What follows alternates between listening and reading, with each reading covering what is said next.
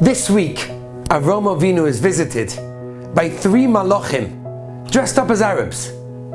And we know that the Gemara tells us in detail of how much effort Avraham Avinu put into serving them, running around, giving them 3 tongues in mustard. But yet we find an interesting pasuk in this week's Parsha. The pasuk says, Yukachna ma'at mayim, which is translated as, a little bit of water shall be taken. Explains the Medrash. You know what that means? That means that Avraham Avinu did not serve the water himself, but rather he allowed others to serve it for him. Now that's an amazing thing, because the Medrash explains that for everything else that Avraham Avinu served personally, then in future generations Klal Yisrael was served personally by the Rabbeinu Shalom. But when it came to water, which Avraham Avinu himself did not serve, in future generations the Rabbeinu Shalom would not serve the water himself to Klal Yisrael, rather through the famous rock that Moshe Rabbeinu had to hit.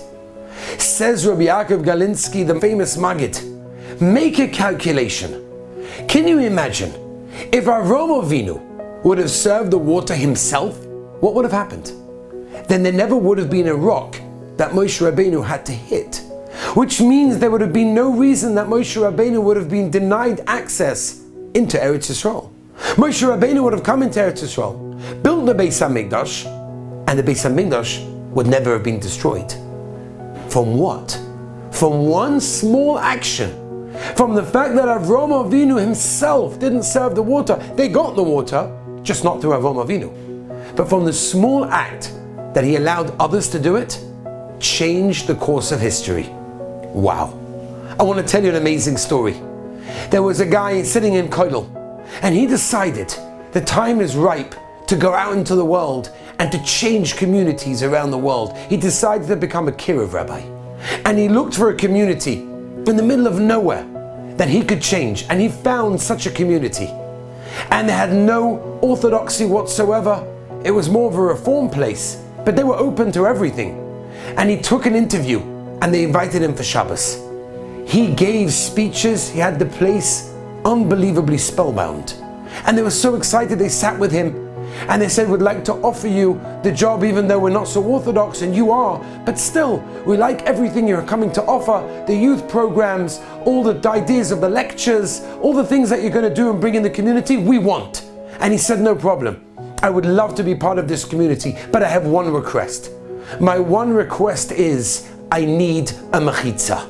There's no mechitza, there's no separation between the men and the women, and I must have a separation. They looked around and they said, well, that's not really done over here. Nobody has a mechitza, but you know what? Nothing wrong. Don't see any problem with it. Sure, we'll vote. And they all voted in favor. He was now the new Rav. And he was so excited he's finally able to change a whole community that were ready to be changed.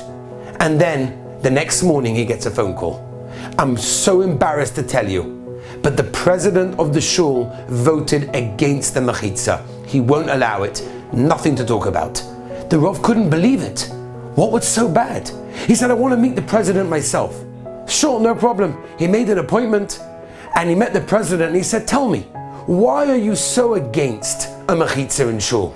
And the president said, I'll tell you why. For 25 years, I've had a neighbor, a religious Jew, and every year he builds a sukkah around the Yontiv of Sukkos.